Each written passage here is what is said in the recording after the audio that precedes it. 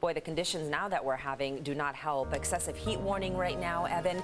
I feel like firefighters, they're stretched so thin because we've got the Northern California fires as well. Yeah, and that's the thing is they're stretched thin because we pool those resources in a lot of cases. We send local firefighters up to those Northern California fires, and they come down here when we have especially bad fires, especially with CAL FIRE just kind of being that statewide resource. Important to recognize, though, we have concerns of our own here locally, too. San Diego County is going to be very dry, very hot out there. So across the state of California, drought conditions persist, very hot temperatures persist, so it's something to keep an eye on across the state. But of course, we're especially keeping an eye on where those fires are currently burning. Taking a look at where we go this afternoon. We've been talking all week long about the heat coming our way. 83 degrees is what we're looking at as that afternoon high. That is about 5 degrees warmer than average. Average would be about 78 degrees, and the record territory, 92 degrees. We're not going to touch that, but some of our models do give us as warm as about 87 or 88 degrees. You see where your temperatures are as we speak, mostly in the 60s, 65 in Oceanside, 66 in Carlsbad, 65 in Del Mar.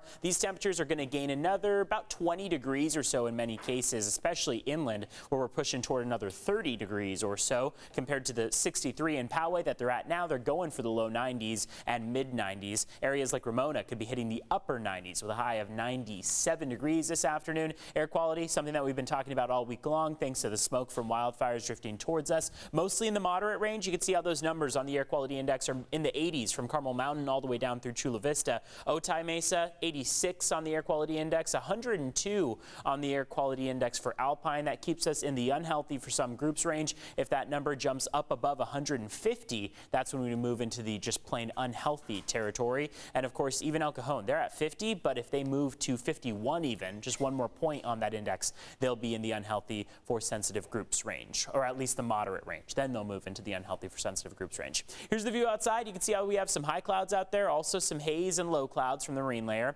Inland warming trend continues to end the week. The weekend is still warm, but we do start a gradual cool down. Monsoonal moisture returns to the forecast on Sunday and beyond.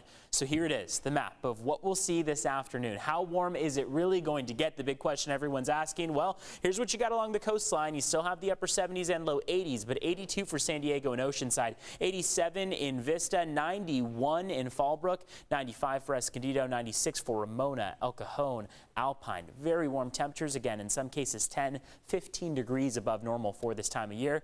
And so let's talk about how long it's going to last. We do have a cool down that'll be coming along the coastline. We're back in the 70s by the end of the week and into the weekend. Inland, we're staying in the mid 90s all the way through about Saturday and then cooling down to the low 90s by Monday of next week. Mountains and deserts stick with plenty of sunshine, and you see that your deserts will finally get back to the double digits, the about upper 90s or so, but it'll take until about Wednesday of next week. Back to you.